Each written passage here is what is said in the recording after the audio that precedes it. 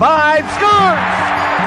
Rick Budd. We decided to get ourselves back in the game again with our podcast. Rick Budd, Gary Miller. Probably the craziest story that you're ever going to hear about hockey. We're going to be coming back to you on a regular basis. You are listening to Squid and the Ultimate Leafs Fan. Hello, Canada and hockey fans of the United States and Newfoundland. And an extra big hello to Canadian servicemen overseas. Welcome, everyone, to the Squid and Ultimate Leafs Fan Show. I'm Mike Wilson, the Ultimate Leafs Fan. Joining me, as always, my winger, Ricky Squid Vibe. First off, guys, we are recording here just minutes after that exciting quarterfinal game with Canada and Czechoslovakia, and everybody can take a deep breath. And Squid, how about that game? Oh man, I'll tell you, it was hard to watch.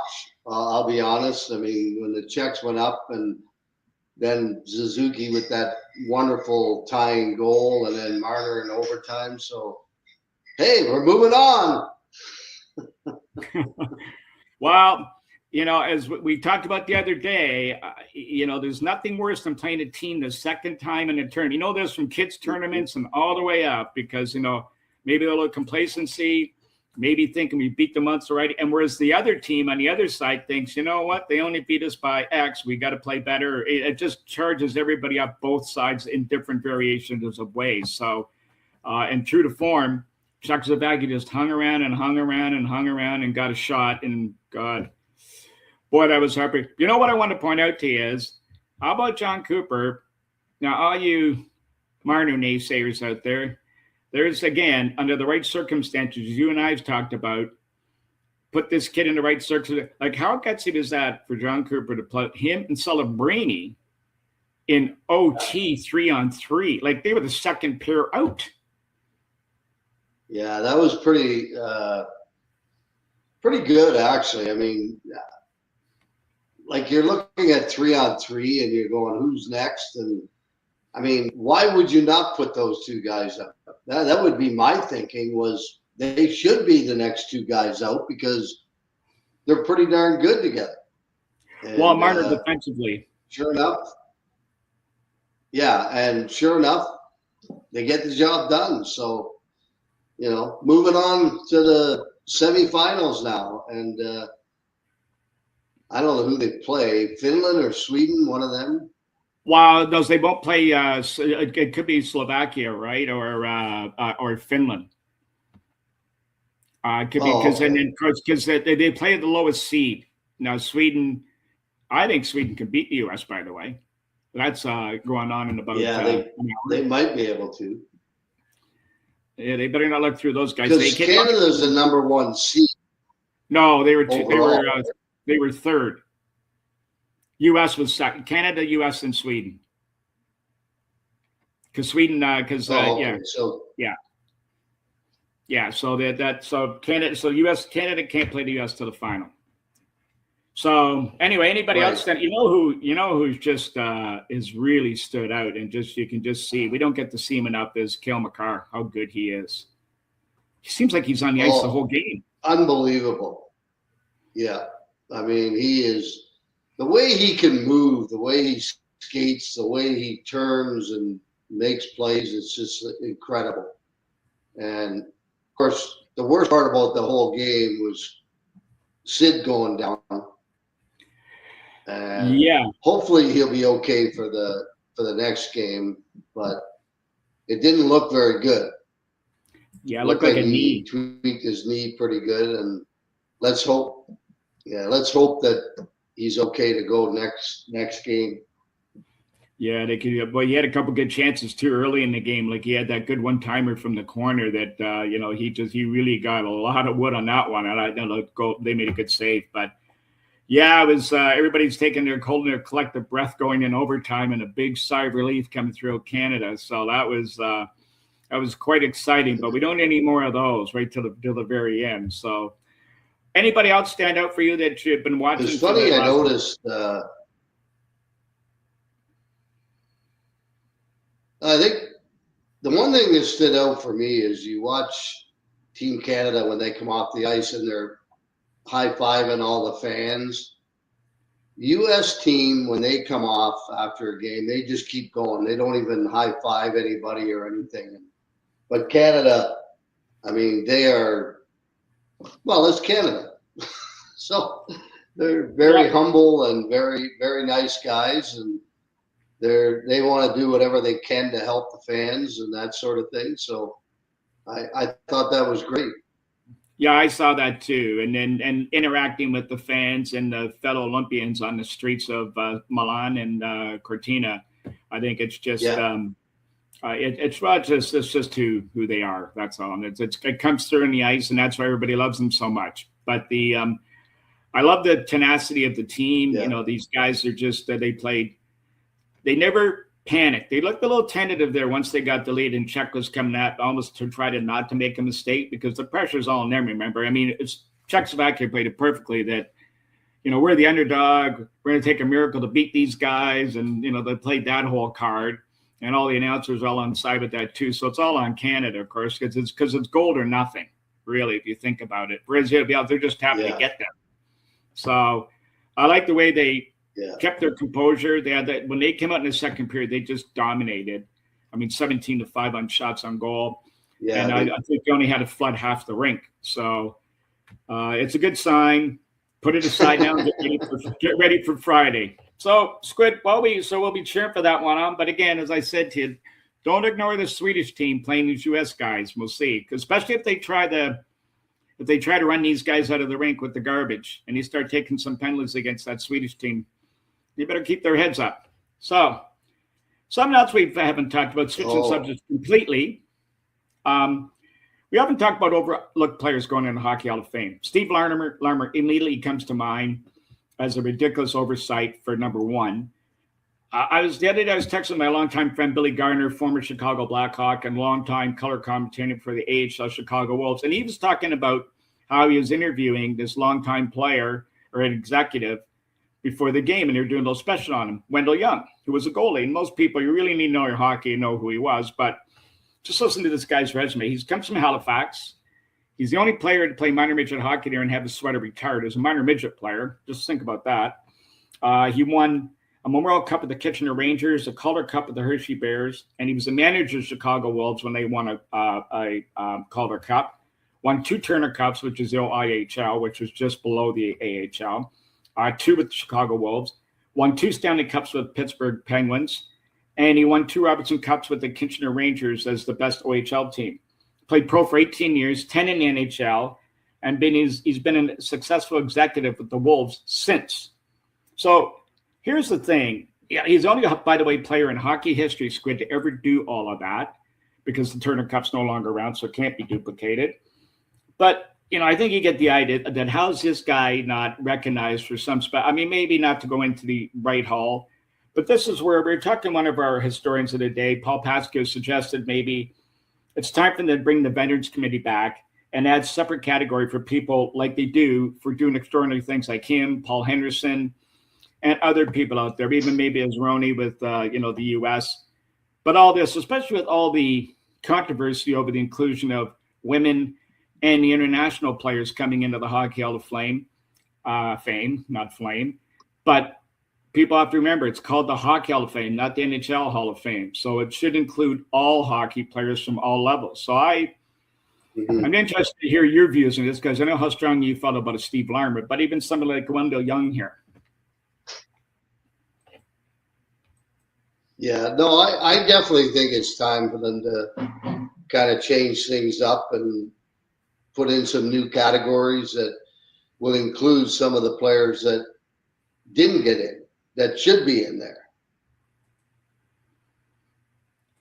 Yeah. Even look at how long it took Alex McGillney to get in. That was another joke.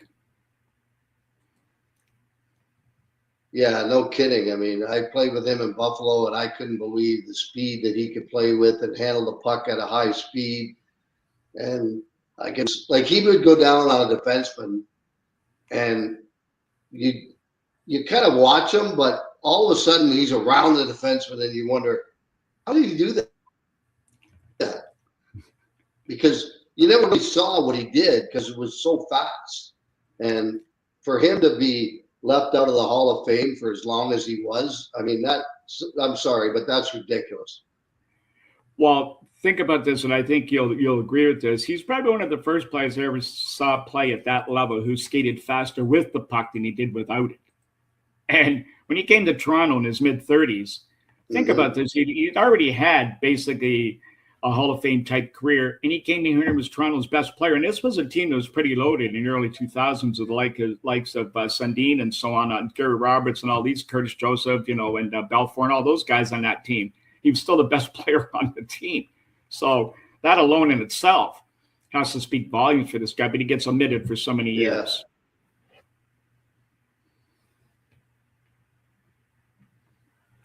Yeah, it's kind of surprising. I mean, when you look at the numbers that he put up over his career in the NHL, I was shocked that he didn't get in. Like, he wasn't an automatic first ballot guy into the Hall of Fame.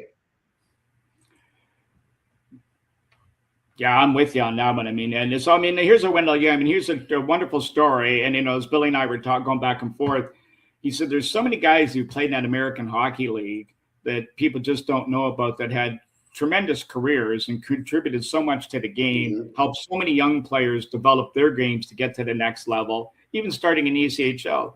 Look at your own son, 15-year pro, 280 games in the AHL. He's played 500 games with Cincinnati. There is something to be said for that. These are, marks that you're making and milestones that are being achieved that people just aren't familiar with. And I think it's time they got to revamp this whole system. They're doing with baseball and football. So why not hockey? Yeah, why not? There should be, I think there should be some kind of a spot for guys that play in the American League, guys that play in the ECHL that do amazing things. I think that they got to revamp everything and kind of say, okay, well, we have to have a space for this league, and this league, and the rest of the world. They got to do something. Yep, I couldn't agree with you more. But anyway, it's something that we will continue to discuss. And just getting on to bigger and better things, halfway through the Olympics now, just a little over halfway point, means we're halfway through the break. And guess what will be being talked about now is that team we happen to follow and love dearly, and they seem to always break our hearts, those Toronto Maple Leafs. So going into they play 6 games. February 22nd is when the trade restrictions lifted, and the trade deadline is March the 6th. The Leafs play 6 games before that. They have 25 games remaining. My thoughts, do they wait 6? I'm sure, let's back that up a little bit. I'm sure that what's been laid out now, there's a matrix for every player from top to bottom under contract, value to the team, value they could retain, or they could get back for any kind of move for every player, including Austin Matthews, from Austin Matthews right to Simon Benoit. At the end of the day, where do you see this team, if anything, doing anything? Like say they come out of the chute here and go 2-4, or say they go 6-0 as an example. What happens March 6th? Do you think you see any kind of move or just a tweak?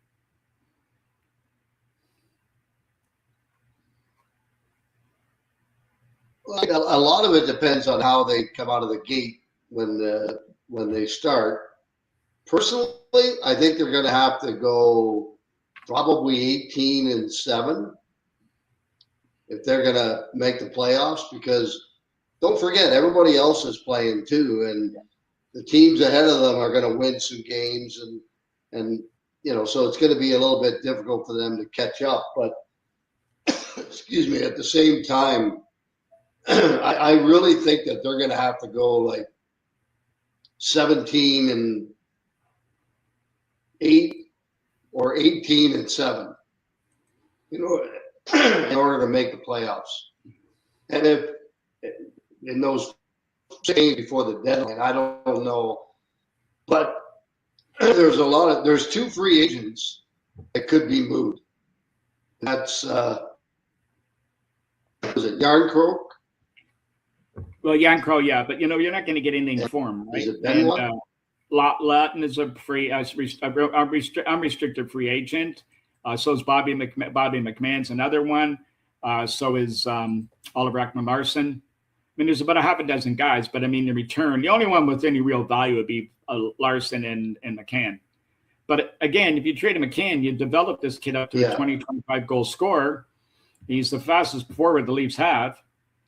All you're going to do is, what are you going to get for him? I mean, if they get a first-round pick for him, you're going to be turning around looking for a player just like him again. So, and again, here's my biggest issue with the whole thing is, look, we got to be very honest here. Like, the way this team has been put together, it's been built wrong. I mean, either the coach doesn't match the lineup or the lineup doesn't match the coach, because we've talked about this extensively about how the team is built to play north-south, aggressive, hard on the puck, all that stuff, whereas this team has 6 or 7 or 8 guys that play perimeter, and it's not going to cut it. So that makes it tough on Chief to do the things he wants to do with this lineup. So who does that fall on? That falls on Brad Treliving, who's put this team together, and he's put them in this. It's been, you can use the word mismanaged to put this team in this position, or maybe overvaluating his talent. So do you trust him to make the right moves to get back value? I think the biggest thing is that I think from the management standpoint is that they overestimated what their top players can do and forgot about the rest of the players and what they're capable of doing. And I think they have to build a little bit more. Well, first of all, on the back end, they got to get a couple of defensemen, 1 or 2 defensemen that are going to help, some younger guys. I mean, if you look at their defense, so I think the only one that's under 30 years old is Benoit. And everybody else is over 30. So, you've got to get a little younger on the back end.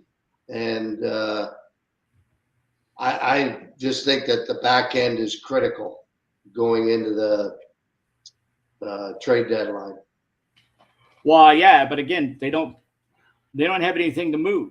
Unless you're going to get somebody to waive a no trade and move one of the big names, you're backed into a corner, because all you're going to be doing is trading players that other teams don't want for the ones you don't want. And that it's a sideways move. So one of two things. One, I know that I read a survey today from Leaf fans online, and a lot of them, like the lowest percentage, wants them to make a move at the trade deadline, but there's another one that suggests that they don't want them to do anything, and if they don't do anything, the fans were mostly against that. Like a very small percentage want them to just run with what they have. Okay, so with McMahon is the perfect example, and Oliver Ekman-Larsson. I mean, your thoughts? I mean, realistically, how big a change can they make between now and March 6th? Well, it's going to be difficult. I mean, they don't have any draft capital, or a lot of most of their, or probably all their top players have no move clauses. So they'd have to get their permission. And you got guys that are becoming free agents that you may not get a whole lot back for. So, I mean, it's going to be a tough thing at the deadline for them to do anything meaningful. Well, it's the same thing. Like, look, let's everybody always assumes that if you're going to move an elite player, you're going to get a boatload of people back, or picks, or drafts, or players, or prospects back. And Austin Matthews, as an example, say he waived his no trade and he was willing to go somewhere. Realistically, everybody's going, you'll get a boatload for him. Well, I'm not so sure, because the other 31 general managers know the Leafs are in trouble and they got to make a move, especially a team that's going to be desperate to make a move. They're not going to help you out. And as our good old friend Brian Kirk has always said, you never get equal value back when you move a good player. And in this case, you don't know what you're getting back. And draft picks are just draft picks. You don't know if they're going to work out or not. And if somebody maybe it's not a top 10 draft. I mean, the first 10 are probably a good shot to make the National Hockey League. But after that, it's a coin toss. And, so you really got to walk this through. But I come back to the management team, and this is all the scouts and the general manager making these decisions. Is there enough faith in these guys to move this team forward? Because if you make a move like that, it's a franchise changer. And that can set an organization back for a decade. And we've seen that already. Yeah. And they're right at a critical stage now with nothing. So my view would be If you can tweak a player here and you can dump a Yanrock contract or one of those, by all means, go ahead. You're not going to get anything back for it. But if you can, tweak it, a couple players, run with what you have, put the onus on the players, as we always say, to perform.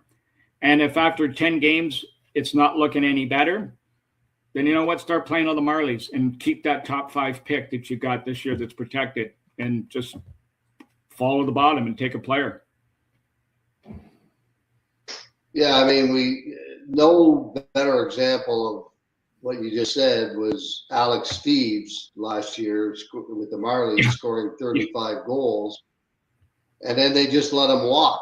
And he signs with Boston, and now he's in the top 10, I think, in rookies in scoring.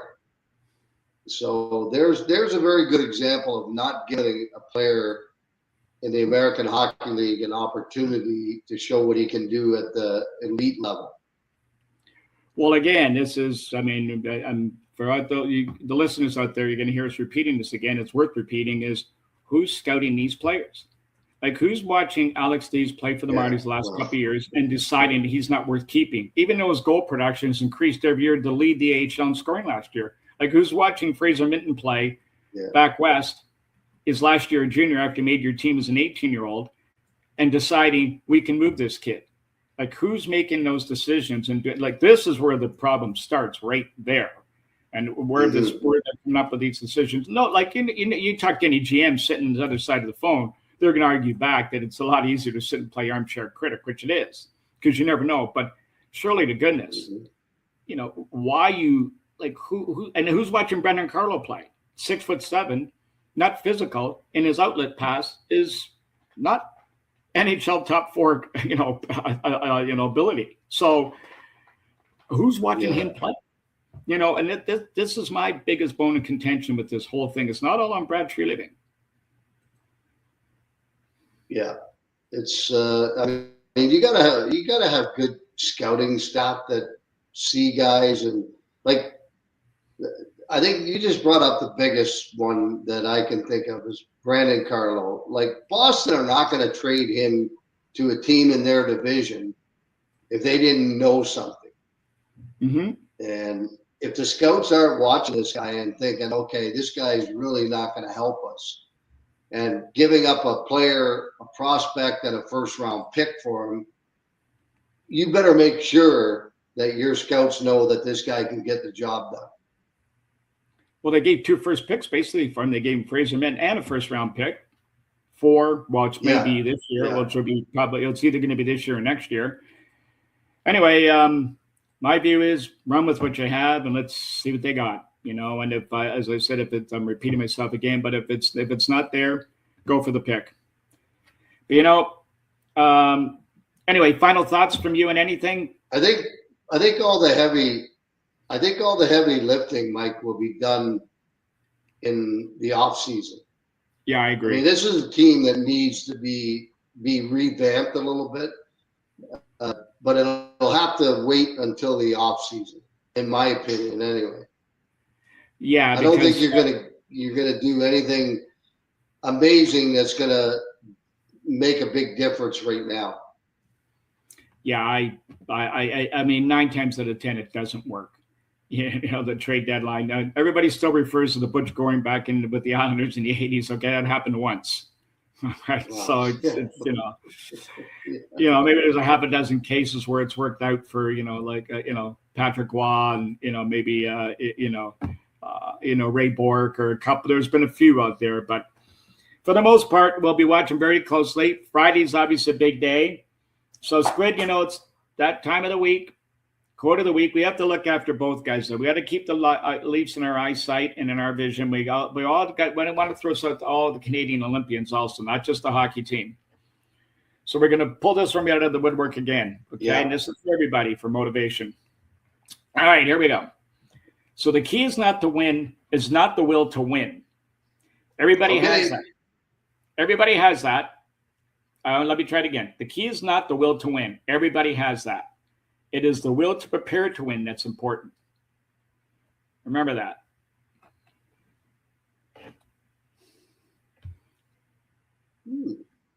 Yeah, I like that.